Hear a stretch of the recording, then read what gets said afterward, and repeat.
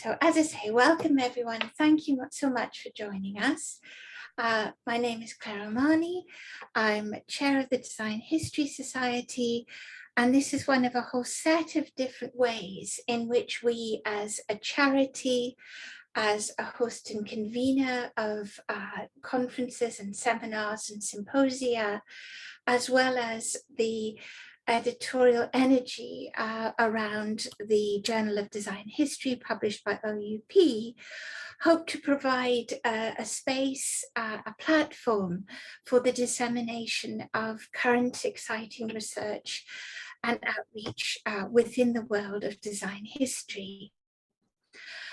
We have a whole set of ways that we try and support our community. We are a grant maker. So at the end of our conversation today, Jenna will put a link tree giving you connections to all of the different kinds of awards and grant opportunities that we all very much warmly encourage you to apply for. One of those is a virtual event award. So if you would like to host your own seminar series or symposium, have a think about that as an opportunity of collaboration. Now, this is our, as I say, our first attempt at an initiative that we've called the DHS Dialogue. We initially imagined that it might be a set of 3 or 4 pairs of design historian researchers. We were so excited and delighted to receive so many wonderful proposals that we are having clusters of 3 and 4 contributors each session.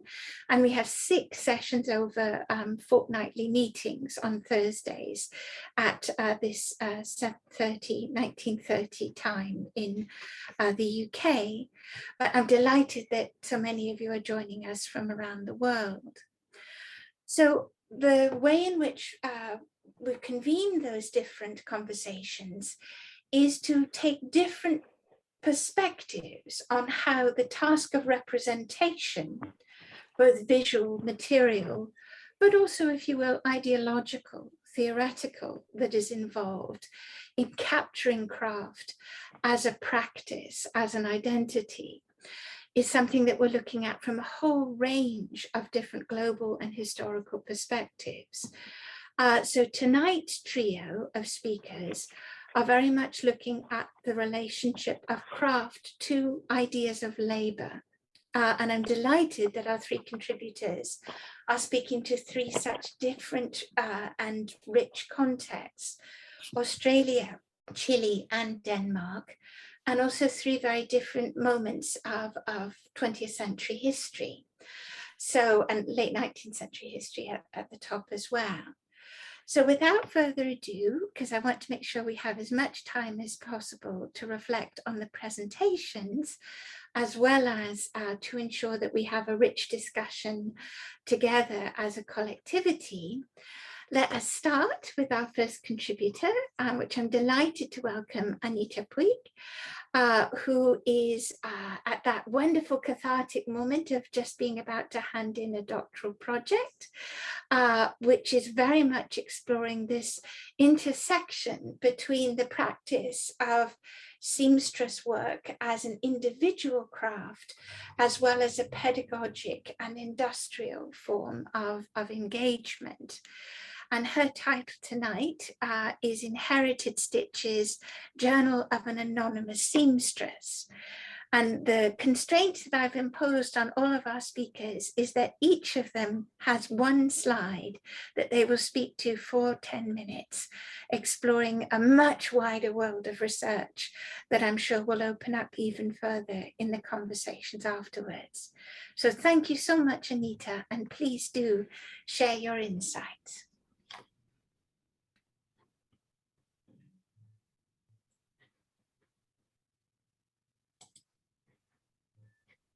Oh, Anita, I think your microphone is muted. Oh, yeah, sorry, I had it on mute. Not to worry, yeah. Thank you, Claire and Dina, for letting us speak about this lovely topic and the invitation. I found it wonderful when I read it. What I'm going to present now is a Journal of an Anonymous Seamstress, as I presented. And this is about a feminine language, but it's also about women, education, and labor in Chile in the 1940s. The images presented here are a journal containing sewing sample, notes, tools, and measures, and a picture with her classmates proudly showing their sewing work process. Her own measures are shown here too. Well, let's be more accurate. Could Mitali Katoch mute their microphone, please? Thank you. My apologies, Anita. Please carry on. Okay. As you can see in the hand that was drawn in the lower part, this was also in many ways a survival manual for the time, as I will explain now. What we're looking at are the pictures of a donation given to the National Archive in Chile within the framework of the implementation of the National Archive's gender equity policies that began in 2011. The Women and Gender Archive Fund was created with the purpose to gather and preserve documentation that allows us to account for the different roles played by women in the public and private spheres. Women throughout history have left records of their personal lives. The documents we have to write the biography of a woman, her life and her memories are linked to those records we have about her. Some records are conscious, others are just bits and pieces of everyday processes such as pictures, newspapers, householding, accounts, or letters. However, to write women's history, we must learn to read other records that are not just written with ink. Those records sometimes include needles, pencils, scissors, and thread. The study of these fragments that belong to a middle-class woman living in a rural area reveal the traces of her life and a deep interest in protecting a language that will be inherited by her daughters or peers. The visual representation exceeds the language and the written language, and the dissonance between a poor written text and a well-executed sample or stitch is evident in this journal. The technique, the executor, and the representation become one voice in this period of time and define a mode of making, learning, and activism.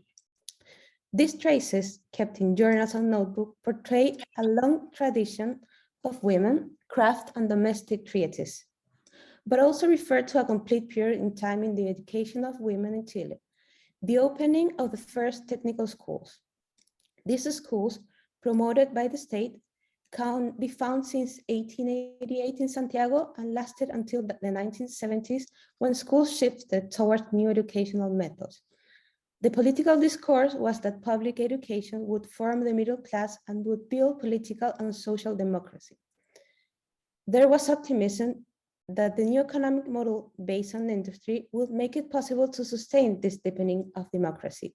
But the result was poor educational result, rising illiteracy, and school dropout rates.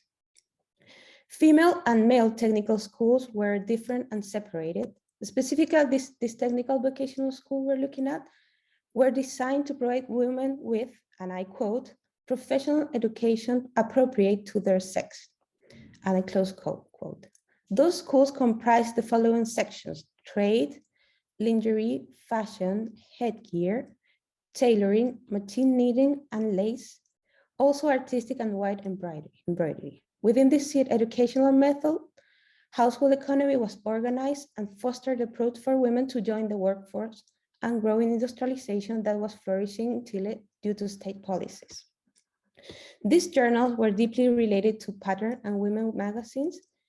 And to my research, this kind of graphic and geometrical representation and the interchange of ideas is fundamental, mainly in the 1940s, to bring voices and needs together, specifically to obtain the civic rights for women. Since the beginning of the 20th century, the history of women, the discourse on civil rights, and places of consumerism in Chile began to overlap throughout magazine pages and can be traced through some fundamental publications.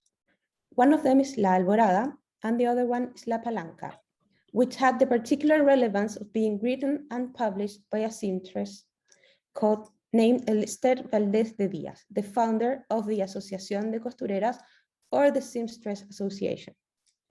This association acted as a labor union and was established by working class seamstresses to protect them from abusive working hours protect them in case of unemployment, secure them with health insurance, and proper medical attention. La Alborada and La Palanca circulated as periodicals, publishing articles on class warfare, women's rights to work, the right for women to receive formal education, and access to paid labor, intertwined with pieces by seamstress that proudly sent their work to the paper for publicity. Both periodicals belong to working class women who believe in an intense need to fight for the natural rights they had been deprived of. These unions led to political changes led by working class women, and the right for women to vote in presidential election was obtained in 1949. The struggle for political suffrage undertaken by Chilean women was, as the Amela Altit mentions, a task of breaking with certain conventions that, in a deterministic way, placed women in a place of physical, intellectual, emotional, and social inferiority. The suffragist demand was articulated in multiple, diverse, and even contradictory strategies. One of them was to occupy feminine spaces as a place for resistance, use their atavic craft as language, and as an economic emancipatory tool. So what these images represent are the way cloth making and fashion played a significant role in the emancipation of women, not only because of the work of Dhs Dialogues and her magazine, but because it was one of the first crafts that began as a feminine language and as a social activity to provide tools for emancipation to women who had not been educated in formal institutions. And it was not anonymous, as I mentioned, but it represents anonymity of characters and women working as a cohesive, powerful group. And what we are looking at are the stitches that constituted a formal language of learning disseminated to educated and also illiterate women that was inherited as a formal economic tool to fund their independence and right. Thank you. Was tremendous. Thank you so much, Anita, demonstrating how effectively one can use a 10-minute presentation. That's wonderful. Now, I know our audience will have lots of questions and thoughts for you. So my suggestion is everyone type those into the chat now while they're fresh in your mind, and then I'll call upon you once we complete the 3 presentations. But on behalf of everyone, we'll use the disabled way of clapping to thank you for a very thought-provoking and rich presentation. So thank you. We will now be exploring the work of Jessie Adams-Stein. A slightly different moment in a design historian's career, so very much in a teaching and research post at Sydney, but currently embracing the joys of a research fellowship, as I understand. So this is a presentation exploring rethinking representations of industrial craft beyond the nostalgic lost craftsman. So many thanks, Jessie, and over to you. Thanks very much, Claire and Jenna, and thanks everyone here. I'd like to first acknowledge that I'm speaking from Gadigal country, which is the ancestral lands of the Gadigal people of the Eora Nation, and we're in Sydney, so it's early in the morning, but it's okay. So I guess I wanted to talk a little bit generally at first, and then I will touch on some of the somewhat squashed images that we have here. Thinking generally about the way in which craft has been talked about recently, both in design history, but also modern craft studies and in human geography and other social science disciplines, there's been this real flourishing of intellectual energy directed towards discussing craft in the last, I'd say, 10 years or so, which has been really wonderful to see. And it's really brought a degree of nuance and detail and breadth of analysis to craft practices, and it's moved really well beyond an art history framework for examining craft. And I guess I'd been engaged with this literature for a while, but I felt like, and maybe this is changing over the last few years, but I felt like at a certain point, there was a lot of energy directed towards perhaps more artisanal, artistically appealing and trendy forms of craft practice, and a little bit less attention given to craft practices are undertaken in manufacturing contexts, so industrial craft. Craft practices that maybe occur in the pre-production stage or the post-production stage, so don't necessarily result in the whole object as a singular thing. Craft practices that may occur as a result of paid labour. And I got quite interested in that. And it's also a result of craft theorists Ezra Shales and Glenn Adamson both encouraging me and encouraging other scholars as well to consider the sort of everyday industrial practices happening, not necessarily offshore, but saying, you know, if you look in industrial zoned areas in your area, you may discover that there is still industrial craft going on in these industrial zoned areas across urban and regional places, even in the global north still.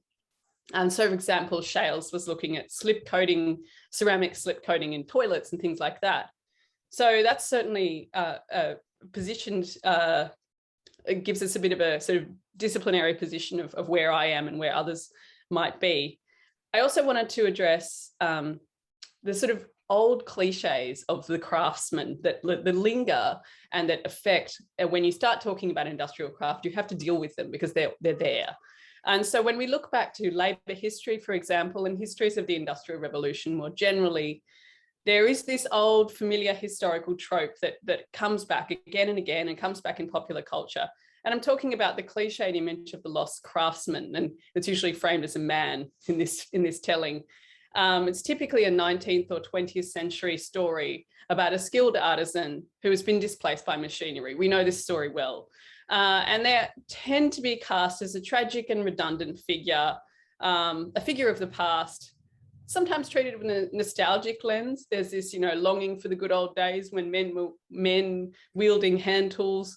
But essentially, this historical figure, this cliche, is routinely dismissed as sort of mere collateral damage amid supposedly inevitable economic, technological, and political progress over time, which has been associated both with industrialization and also with deindustrialization across the global north.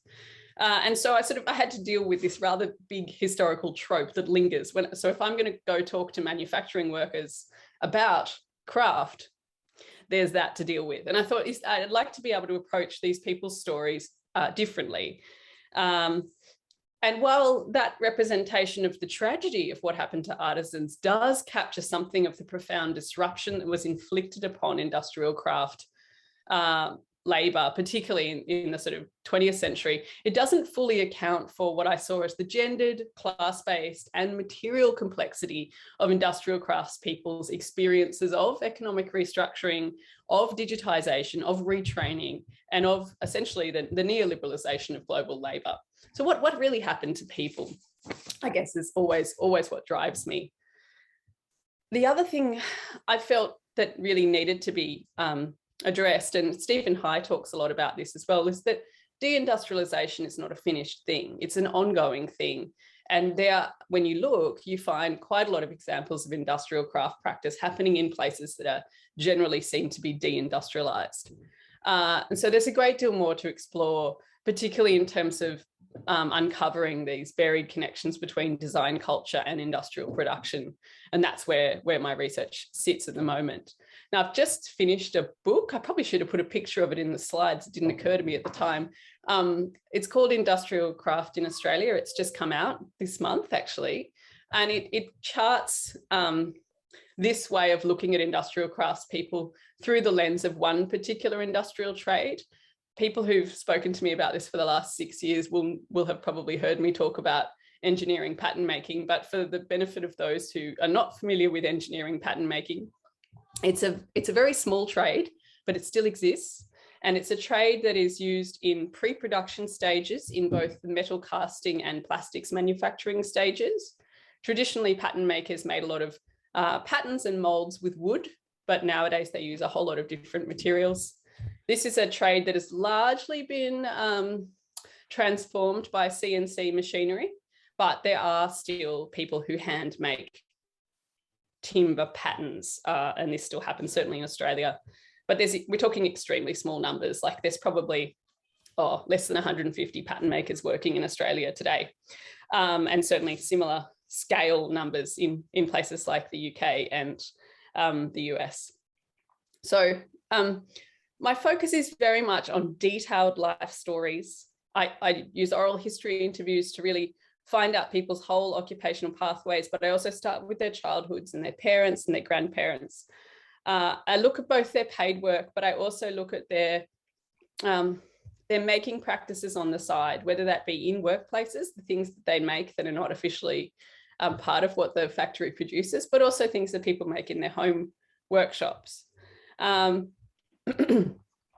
I should say in my current practice, I'm not just looking at engineering pattern making. I'm looking at a lot of other trades and practices as well. But the particular book, Industrial Craft in Australia, just focuses on that trade as an example of an ongoing industrial craft.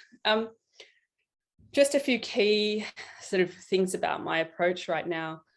I look at both structural and symbolic factors in crafts workers' experiences. So that is the material realities of these people's lives as apprentices, as workers, as makers, as sole traders and small business owners.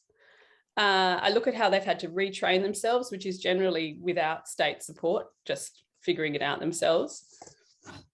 And within these issues, there are other material factors that impact their trajectories, such as things like childcaring, working hours, availability of materials, cost of materials and importing, cost of space. For example, in Australia, factory space is becoming quite expensive. But then I also account for symbolic and identity-based factors. So things impacting people's life experience, such as their experience of being the gender that they are, the ethnicity that they happen to be, and class position, and relative factors in terms of class position, such as having a contradictory class position. Engineering pattern makers are often small business owners, so that puts them in tension there. So I guess I felt like industrial craft in Australia was definitely a return to a class-based analysis, but it takes a 21st century approach in the sense that I realized pretty quickly that I was having to deal with what it is to discuss these sorts of issues with craftspeople who may be really angry about the political state of affairs, who may be particularly interested in populist political views, who may have views very different from my own in this particular political context we now find ourselves in. So that's some of the things that I deal with in the book, is what it means to return to a class-based analysis in the 21st century. And I look at the creative legacy of deindustrialization. The image on the top right-hand side of the slide is it's ostensibly an artwork made of a number of different pieces of recovered Australian timber, but it's a representation of a circular saw made by a retrenched pattern maker, Serge Heiderchik. And again, it's very industrial in, of course, its choice of representation, but it also, if it was exhibited in a fine art gallery, would have a very different understanding, a different reception. So I'm thinking about things to do with the context in which you place these sorts of works. I also look at the experiences of female pattern makers. There's not many of them, so it's very difficult to anonymize when there's only one fully qualified female pattern maker in Australia, Deborah Shuker, who you can see on the right-hand side. But I also talk about how her experience is vastly different from the male pattern maker's experience of deindustrialization and change over the last sort of 40 years or so, notwithstanding many government attempts to get women into trades. I've just realized I'm really close to time, so I'll only say about one more thing.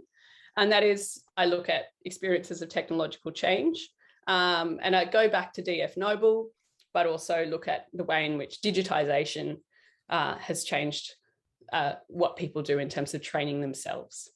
I'll leave it at that. Thank you very much. Oh, that's tremendous, Jessie. So many, many thanks and applause. And I think already we sense the really important synergies between the different presentations in terms of temporality, in terms of activism and gender politics.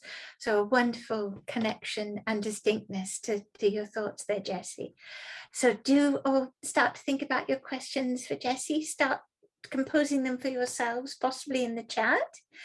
But we will ensure that our third speaker is added to the mix. It's my great pleasure to welcome Courtney Shum to speak to us, again at that cathartic third year stage of a doctoral project, very much looking at the way in which the social democratic context of Denmark informs our understanding of the representation of craft and work. So she's speaking to us today in this theme, a trading space, realist images of the worker in carved timber reliefs at Copenhagen's Workers' Assembly Hall, 1934 to 5. So many thanks, Courtney, over to you. Thank you very much.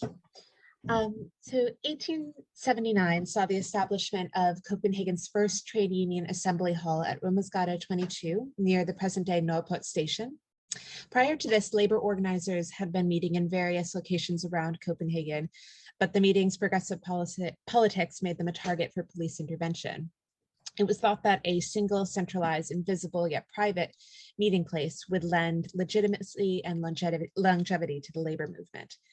It took 4 years for the building committee to raise the money in the form of contributions from, among others, the Tobacco Workers Union, the Free Women's Union, the Democratic Union in Aarhus, and a sympathetic group of Parisian labor organizers. The land was finally purchased in 1876.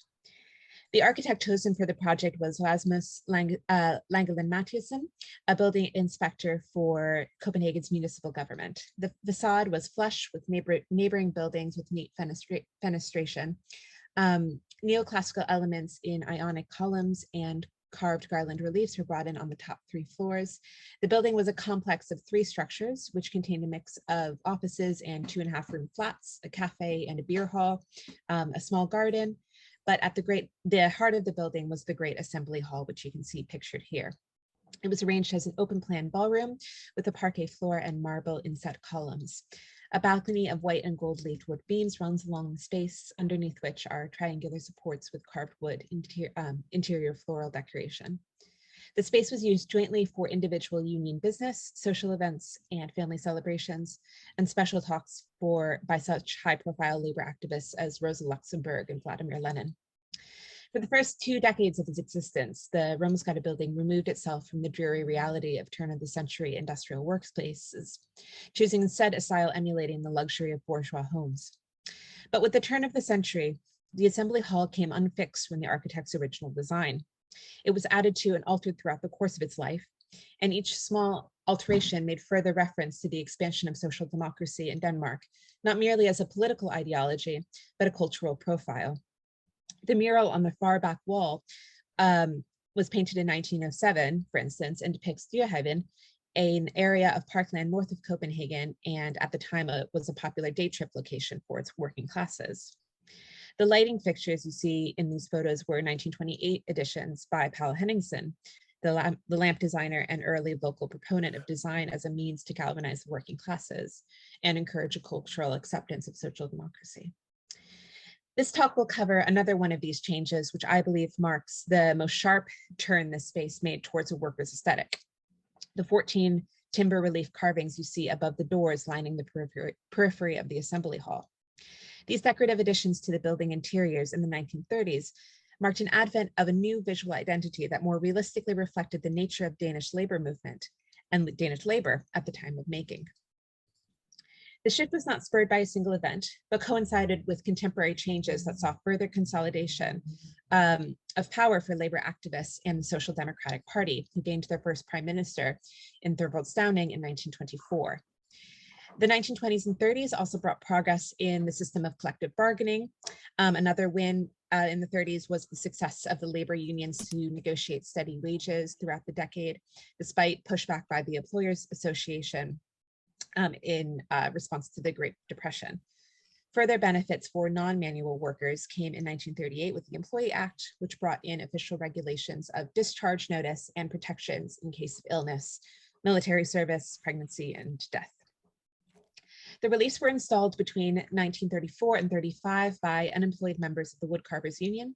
Each panel displays 1 to 2 individuals with the tools and products of their craft in the act of working. They are carpenters, shoemakers, tobacco workers, metalsmiths, bakers, servers, masons, to plumbers, typographers, bookbinders, tailors, and textile workers. Basically essential professions involving physical labor, heavy machinery, and high technical ability. The reliefs also have a roughness that bears evidence of the carving tools in the hand of their maker.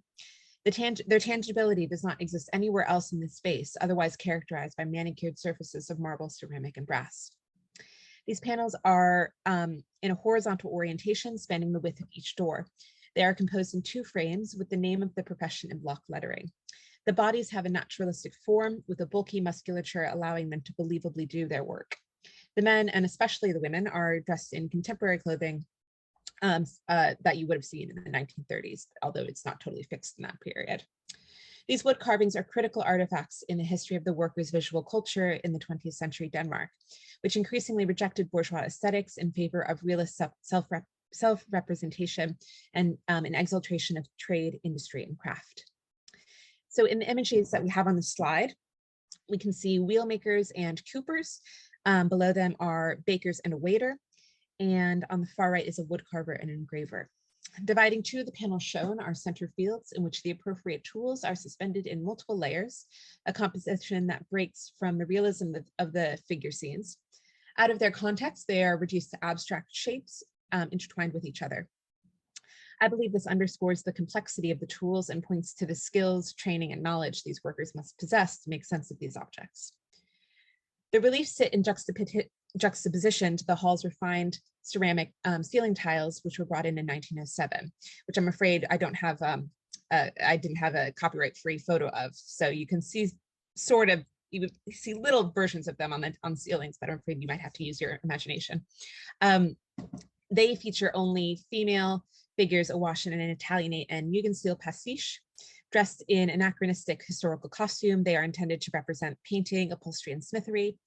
They hold symbols of the product of trade, but neither their clothing nor their physicality evidence any actual labor. Their youthful bodies stand tall and relaxed in contrast to the heaving, hauling forms in the timber reliefs. The figures are all female, despite these being male-dominated fields at the time. They are not necessarily meant to represent the tradesperson, but an abstract and romanticized concept of work. They act sort of as a muse to the working people, but exist separately from their lives. The timber reliefs, however, show the person as worker, whose identity enmeshes with his or her tangible contribution to greater society. The reliefs also show people working together. The ceiling tiles are isolated figures. The reliefs are realist images not only of labor, but of members of a society coordinating efforts in the collective spirit of the unionist activity they oversaw. When these panels were installed, the identity of the space shifted. They represented at the time of making the reality of manual and industrial and service labor, neither as heroic nor valiant, grim or oppressive, but as a sturdy means of making a living. The matter-of-factness, underscored by their tactile materiality, brought forth the idea that the average quotidian day of work was a subject worthy of art. I also believe the fact that the timber panels seem a bit out of place in their otherwise gilded and polished surroundings only enhances the space's legacy as one of solidarity and cooperation. The relief's installation offered not only an aesthetic departure in the space, but marked a progression towards the use of public or people space as a continually developing and diversifying method of representing work and worker in the 20th century. The workers' assembly halls, which would later go on to be known as the Folketshuse or people's houses, were living spaces whose architectural structure, interior fixtures, and creative production were fluid and reactive to the developing Danish welfare state. And I believe this is what makes them and the material cultures they encouraged a critical area of study in Danish art and design history. The building remained open as an assembly space under the operation of the Copenhagen Confederation of Trade Unions throughout most of the 20th century, until it was incorporated as the flagship museum and object of the Danish Workers' Museum in 1982. Through their involvement with the Danish Workers' Museum, the former director, Peter Ludvigsen, and curator and collections manager, Annette Bastrom, have worked to make the Romsgade Assembly Hall preserved as an official monument to Denmark's trade unionist heritage. And then in 2013, Ludvigsen presented this and several other people's houses in various countries for UNESCO World Heritage status on the basis of their cultural position in the establishment and longevity of international trade movements. I cannot take credit, therefore, for coming up with the idea that the Workers' Assembly Hall was a critical historical space that belongs to Ludvigsen and Bastrom, as well as the hall's historians Nuna Helga, Jan Ingemann Sorensen, and Helga Grella. But I hope I can sufficiently convey through this talk and these images that its importance comes not only from the historical significance of its existence, nor the labor progress it facilitated. Its visual and material identity has equal relevance to us as design and art historians. The visible progression of how the laboring classes chose to represent themselves and their vocations are documents of an active and shifting workers' visual culture. Thank you.